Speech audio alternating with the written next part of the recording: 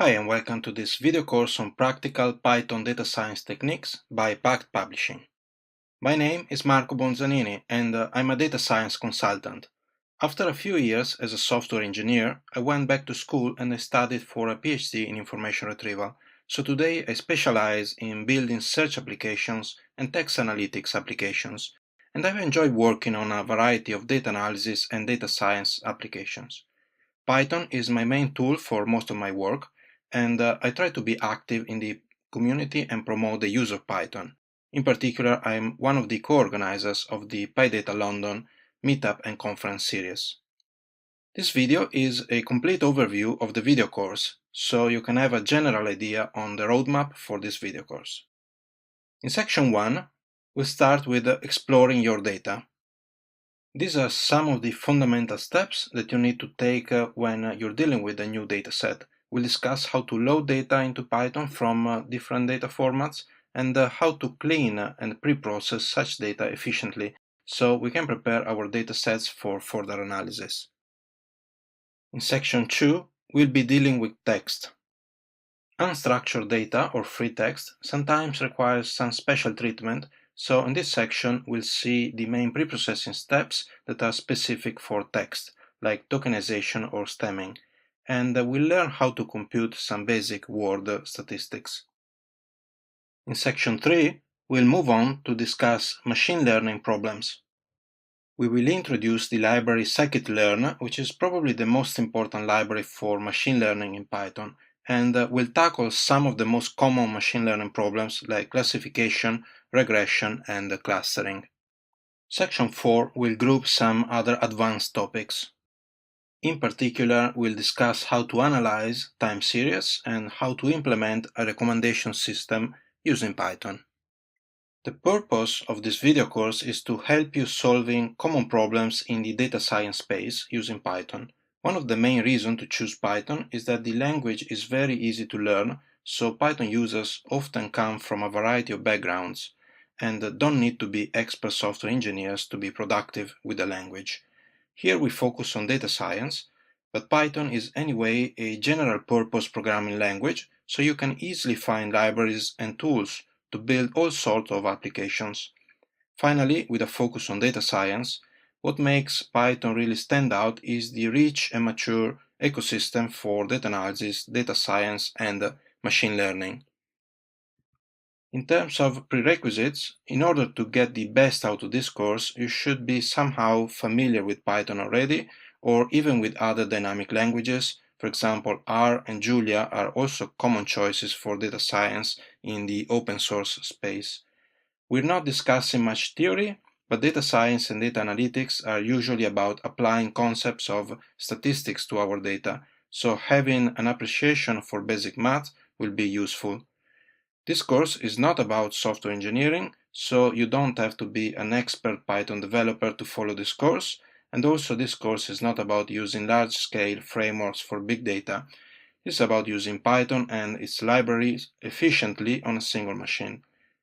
So once again, welcome and enjoy this video course. By the end of this course, you should be able to know how to tackle some of the most common data science problems using Python. You should be able to explore a new dataset to understand its potential. You should be able to pre-process, clean, and analyze different types of data, in particular structured and unstructured data. And you learn about machine learning, and you should be able to frame a prediction problem and tackle it using Python. Some general information about our setup first. The course material is testing using Python 3.6, which is the latest Python release at this time of recording. The code is in general compatible also with Python 3.4 and 3.5. Older versions of Python are not explicitly supported. To make your life easier, the suggestion is to use the Anaconda distribution of Python. Anaconda is a distribution which is tailored for scientific computing. It's provided by Continuum Analytics, so you can download it from their website continuum.io. The key tool of this distribution is Conda, which is an environment manager and a package manager. And in the next slides, we'll give you some tips to set up your Conda environment. The code for this video course should be bundled with the course itself, and it's also available on my GitHub page, so you can download it from the GitHub repo linked at the bottom. The code is shared as a set of Jupyter notebooks. If you haven't used Jupyter before, it's a fantastic tool for interactive analysis, and it's also great for sharing code. The code in a Jupyter notebook is run within your browser, so you can see the output inside the browser itself, and if you want, you can interactively modify the code and rerun it. The Jupyter editor also gives you some nice features such as syntax highlighting and autocomplete. So to set up the environment, you can download and install Anaconda Python 3.6. Just make sure you're downloading the right version for your operating system. Once Anaconda is installed from a terminal or command line, we can use the conda create command. So we can create a virtual environment specific for this project. Creating different conda virtual environments is useful to have multiple versions of different libraries and even multiple versions of Python on the same system without getting in conflict with each other. So essentially, with different environments, we can keep everything clean. The conda create command takes an option --name followed by the environment name itself.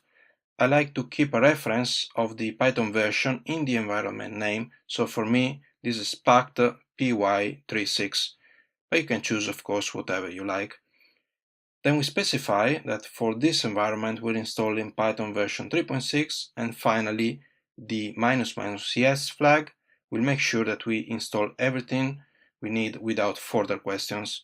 Once the environment is created, you need to activate the environment, and the procedure is slightly different between Unix on one side and Windows on the other side. After activation, the environment name should be clearly visible in your prompt. At this point, you can install all the libraries you need using the command conda install library name.